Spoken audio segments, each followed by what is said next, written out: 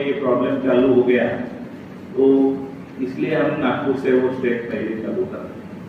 आपको आप you can not deny the digital payment, तो कैसे आपकी बराबर है, हम डिनाई नहीं कर सकते, पर हमारे को पेमेंट भी ब्लॉक करने का लॉ में कहीं प्रोविजन नहीं है ना। हमारे को मिला अभी, जैसा मेरे अकाउंट में 10,000 रुपए का पेमेंट आ रहा है, 10,000 में मुझे कमीशन क्या मिल रहा है, 20-25 रुपए, और 25 रुपए के लिए सरकार बोल रही है कि 10,000 रुपए हम आपके रोक लेंगे, ये भी पॉसिबल नहीं है ना। और हमको पूरा कंफर्मेशन ये मिला है कि एक बार आपके अकाउंट में जो लीन लग गया, वो पैसा आपको कभी वापस मिलने वाला नहीं है। ये जो प्रॉब्लम है ये नागपुर डिस्ट्रिक्ट में है कि पूरे महाराष्ट्र में नहीं है, पूरे इंडिया में लग रहा है। जैसा जैसा लोगों को समझ में आ रहा है, वैसा वैसा लोगों को पता चल रहा है कि मेरे पास में क्या नुकसान हो रहा है।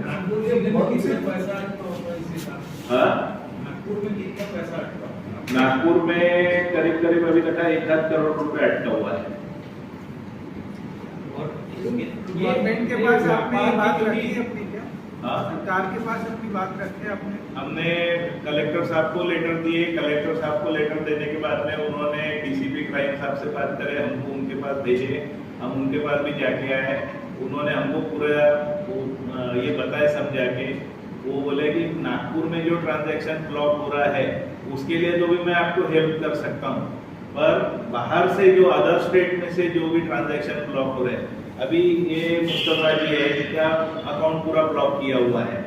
अभी इन्होंने बैंक में जाके बात करे, बैंक वाले बोलते हैं हमारे को कुछ जानकारी नहीं, हमको ऊपर से आया। हम इनके लिए भी उनसे मदानी साहब से मिल के आए, उन्होंने सारे चेक करे। अब राजस्थान, दिल्ली, हरियाणा से इनके ब्लॉक हुए हैं, तो बोले वहां पे कि जब तक का साइबर क्राइम वाले हेल्प नहीं करेंगे तब तक का हम कुछ नहीं कर सकते।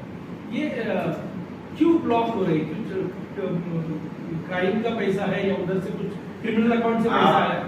मैं एग्जांपल दे रहा हूँ, आपके अकाउंट में कुछ फ्रॉड हुआ, आपने वो फ्रॉड को साइबर क्राइम वालों के पास में रिपोर्ट किया।